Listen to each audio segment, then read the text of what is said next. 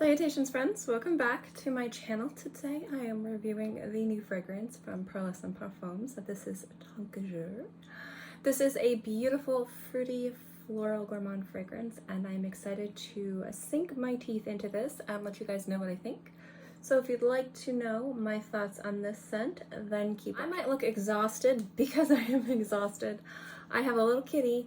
He's a little man kitty, little kitty man. He's likes to scream and yell, and for the past week he has been waking us up at 4 o'clock in the morning, and no amount of coaxing and bribing has stopped him, so I'm sleep deprived. So just please excuse my sleepy face, but you're not here for my face, you're here for my thoughts on this fragrance. So first, as always, this fragrance was sent to me for free to review. I always like to let you guys know where I got a bottle of perfume, if I purchased it, if it was a gift, if it was sent to me. This was sent to me by Pearlescent Parfums. I am a huge fan of the brand. If you are unfamiliar, Pearlescent Parfums is basically like the spin-off brand of Gallagher Fragrances. Mindy, Daniel Gallagher's wife, is like, I wish that your fragrances were a little bit more feminine leaning, because the rest of the line of Gallagher Fragrances was more unisex masculine leaning, and so they kind of partnered up and now they create fragrances that are very personal to them, very creative, very beautiful, and thus Pearlescent Parfums. And I think the collaboration with his wife is just something very organic and has created some absolutely excellent fragrances. So Tonkazure is a beautiful fruity fragrance. It's really focusing on a blueberry compote note with openings of champagne. There's some citruses in there which I really like. There's neroli, there's iris, there's some rose water in there, which I think makes it a little bit more sweet and less floral, but you do have that floral sweetness. And then you also have some patchouli and musk. There's sandalwood in there, obviously tonka. And the champagne opening is beautiful, and also blackcurrant. So there's a variety of different notes in there. Now I'm gonna get comfy because if you guys don't know, my joints don't like to stay in one spot. Hello being a zebra, if you guys don't know what that means. If you do know, then you understand joint problems and chronic joint pain.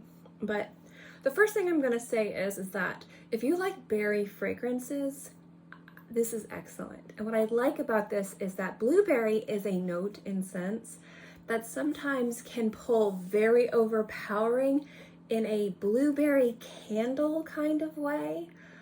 It can be crazy blueberry candle smell, something delicious but overpowering and headache inducing. Blueberry is one of those just berry notes that can be hard to tame in a fragrance meant for people to wear and not in a really delicious smelling air freshener or candle, or in a body mist that's a little bit fleeting that doesn't quite stay on your skin for a long period of time. So having a very kind of successful blueberry note is something that I was really interested to see how they would do that, and I like the idea that it is a compote.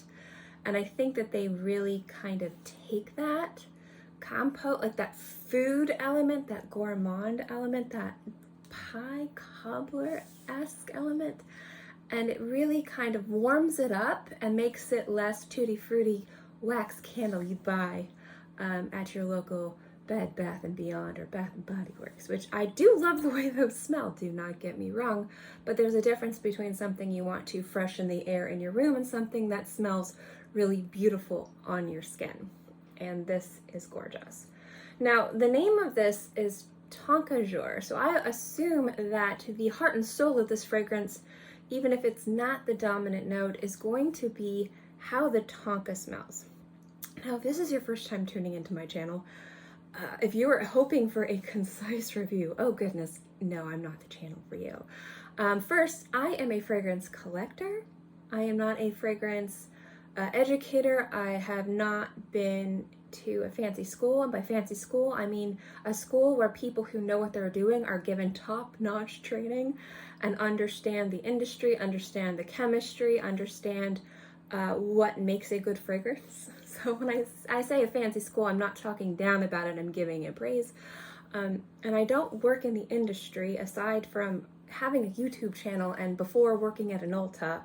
And the benefits of working at an Ulta was somebody came by and asked us what a gourmand fragrance was, and when I told them it's a fragrance that kind of resembles food, she was impressed and surprised that I knew what that meant, to give you an idea of the training I've gotten. So what I'm trying to say is like, I am a consumer, and some people prefer a consumer review, and some people want that review of somebody who has the authority of proper training or proper education. I'm not talking down about myself when I say that. It's just some people prefer their thoughts. So when I'm breaking down a fragrance and telling you about what I think about a formula, how it smells, I want you guys to know where I'm coming from. I'm coming from as a consumer. Also, when I talk and review, I do get very chatty and long. This isn't going to be a concise, short review, especially when we're talking about food elements and fragrances, because y'all know I went to culinary school and I like my long, involved analogies. So we're going to be talking about how food and desserts, when translated properly to fragrances, can be really successful. And a great example of when this brand did that was Baklava, actually, their fragrance Baklava, which was the starter fragrance with Aqua Rose, which is a beautiful aquatic rose fragrance. It's gorgeous. But Baklava really won me over because it was that kind of like texture of oil cake. Like when you eat it, it's not mushy, but it's got this beautiful complexity to it. And you eat it and it's delicious. It had that kind of proper texture and flavor, translated to olfactive terms, which you guys know I'm horrible at. But what I mean is when I talk about flavor and texture, translating it to fragrance, I always like to use lemon as an example, because then people are like, oh, that's what she means. She's real bad at talking. So lemon, when I talk about a texture in a fragrance, lemon, for example, would be, if you bit into a lemon, the acidity that makes you make that silly face, that face. But a lemon flavor would be like a lemon cookie or lemon bread or a lemon sauce that you would put on like a salad or a meat and fish dish. That you don't really get the acidity, but you get the lemon flavor, but you're not making that scrunchy face. So when I'm talking about a fragrance having the texture of, say, a citrus, you're getting that brightness, that opening. But when you're getting the smell of it, you're getting the smell of the lemon without the brightness. So when I'm talking about a texture, flavor, that's kind of like what I'm talking about when a fragrance has a texture. So with baklava, with olive oil cakes, specifically, like if you've ever had a really good, I love to use this cake as an example because a lot of people have had it because it's an amazing cake, tres leche cake. When you have a really properly baked and made tres leche cake. Now, this doesn't mean it has to be a high-end, expensive tres leche cake. Some of the best tres leche cake I have had has been from people's moms at their houses because they've been making that cake forever. And they use ingredients that they bought like from almost the dollar store, but they know how to make that cake, and they make that cake better than you would get at any high-end restaurant or bakery because it is about technique. And the difference is like when you make the sponge and then you add the milks, the sponge absorbs the milk, but it doesn't get mushy to where it becomes one kind of consistency. Rather, what it does is the sponge gets a little bit soft and holds onto the milk. So when you're biting into and consuming the tres leches cake, it's almost like you're kind of like, again, like biting into an actual sponge, and you're getting kind of like these beautiful mouthfuls of these delicious milks and creams and perfect sponge, and it's amazing. So with like an olive oil cake, it's kind of like the same thing. It's not like an oily, mushy cake, but it is like that kind of like consistency of a sponge of a tres leches cake. Going off the deep end of food. I told you guys you're going to get that with this. I had barely gotten into the fragrance. So with baklava, they really kind of, Daniel really captured that kind of olive oil cake because it's important to have that texture, especially with baklava, because baklava in and of itself is a dessert that's all about texture, also all about flavors. You've got this really beautiful rose syrup, you've got specific nuts, and then you've got this really kind of crispy, flaky pastry. And the fragrance in and of its self smells amazing, and it's a beautiful translation of a fantastic, delicious dessert, which you would think would be easy to make. No, it is not. But to get back to the fragrance, we're going to be talking about blueberry. And again, blueberry I've noticed in fragrances, if not properly tamed, again, smells like a candle. And as a scent on the skin, it can be headache inducing. It smells good as, again, a candle, an air freshener, even like a body lotion. But as a fragrance, it can be too much. It can smell too.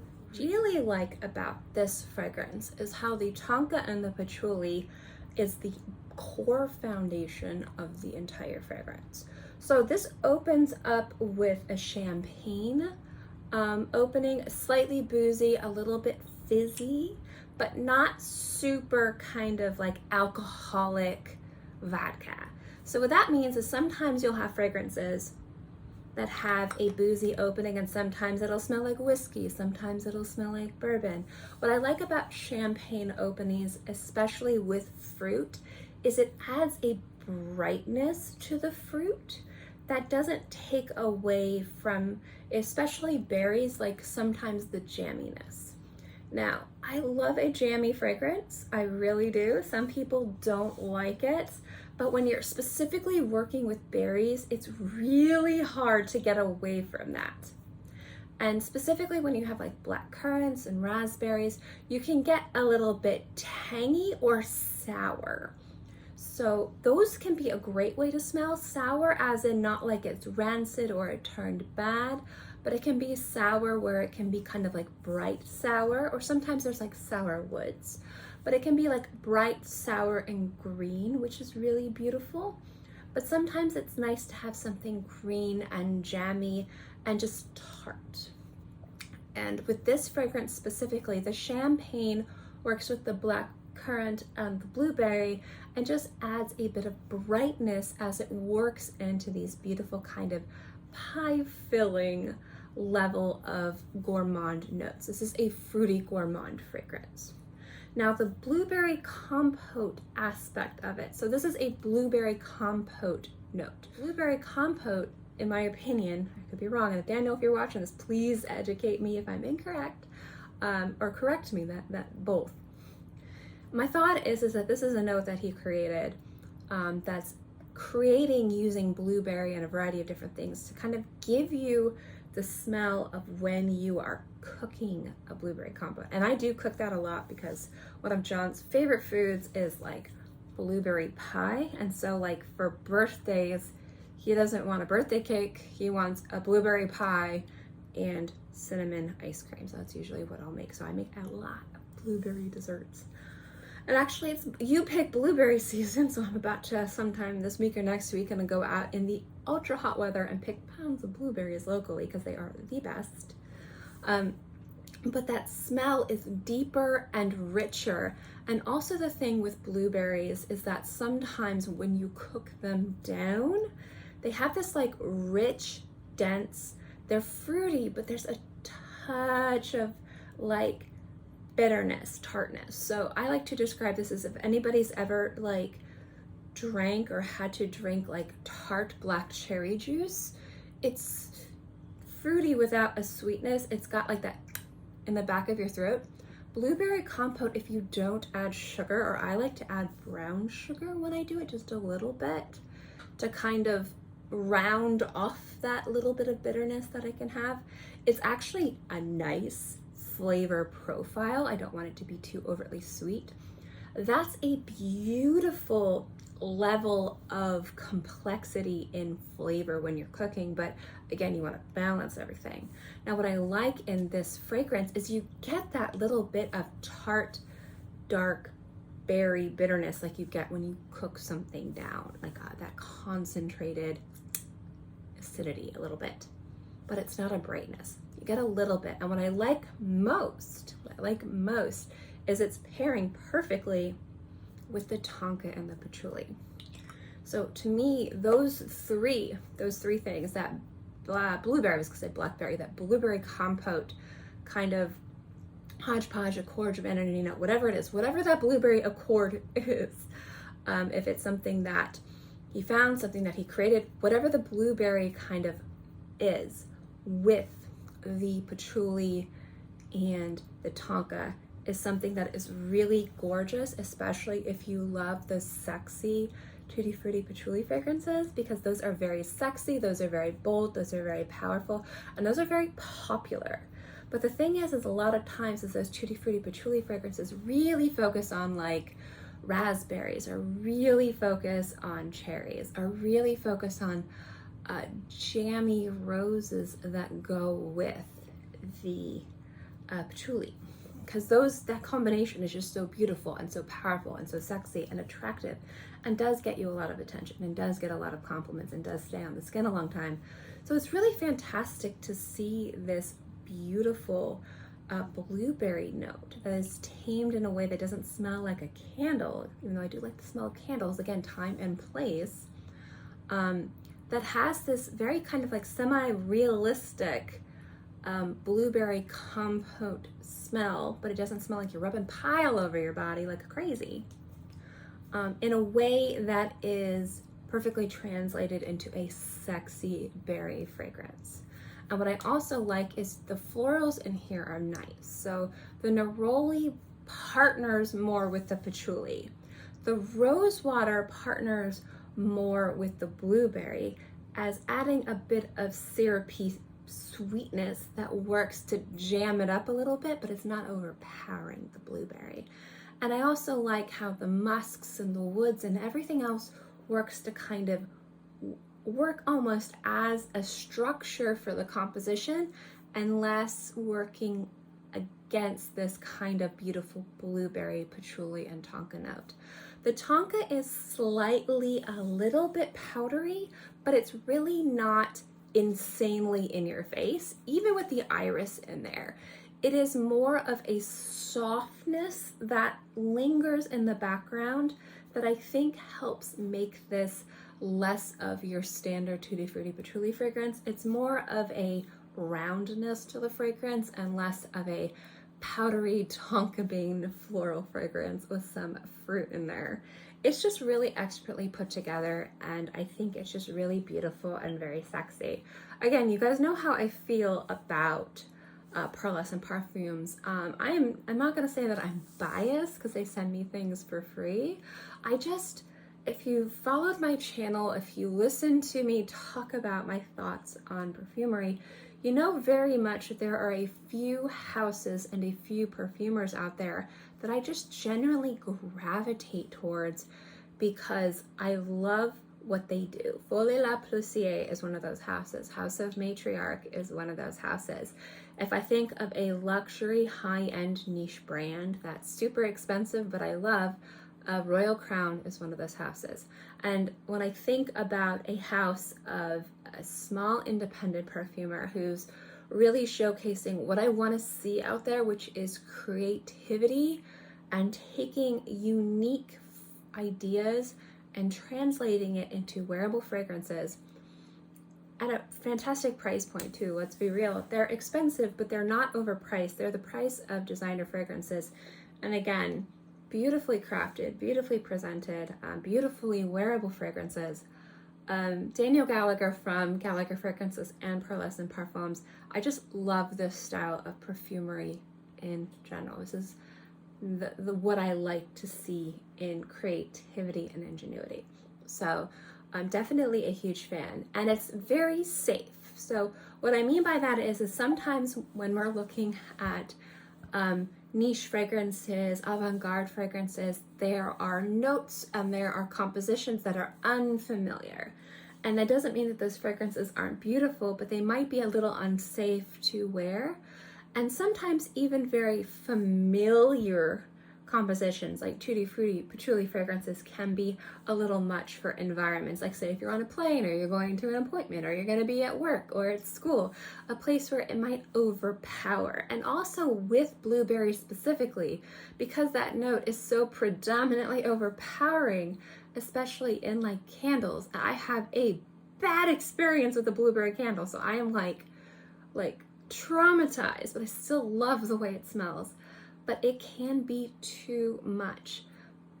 This one isn't. So if you like those tutti fruity patchouli fragrances and you want something sexy and bold and fruity, but you work in an area where people are a little bit more like sensitive to fragrances, this one does not smell like something you have questionable taste when wearing. It smells really beautiful, but different because of that gorgeous, really sexy, really delicious blueberry note. So that is my thoughts on Tonkazure. Now, it is hard for me to truly tell you exactly how this wears in regards to longevity because the weather in Florida has been so weird, and my schedule since getting this fragrance has been so weird. I have been living inside in the AC. So I get 6 to 8 hours with this fragrance, but understand I have not been wearing this outside. So a lot of times when I review a fragrance's longevity, I'm wearing it when I'm going out to like appointments or if I'm going grocery shopping, so I can give you an idea of living a normal life. But like it's been like rainy and it's been like thundering and it's also been like 95 degrees and I work from home. I'm like, I'm staying inside. So in air conditioning inside, 6 to 8 hours of wear, it does have fantastic projection and sillage. So that's my thoughts on Tonkazure from Pearlescent Parfums. I hope you guys liked this video. If you've tried this fragrance, let me know what you guys think, positive or negative. Let me know in the comment section below. And if you guys have other fragrances that have a beautiful blueberry note, let me know, because I definitely think we need more blueberry fragrances out there. It does not have to be expensive. It can be a fantastic body mist. I had a blueberry body mist before. It was really good. Unfortunately, it turns, or I had to toss it. Most of the time I see Blackberry, which again is fantastic, but if you guys have an excellent blueberry recommendation, let me know in the comment section below. As always, guys, thank you so much for watching this video. Hope you enjoyed it, and I'll see you next time. Bye!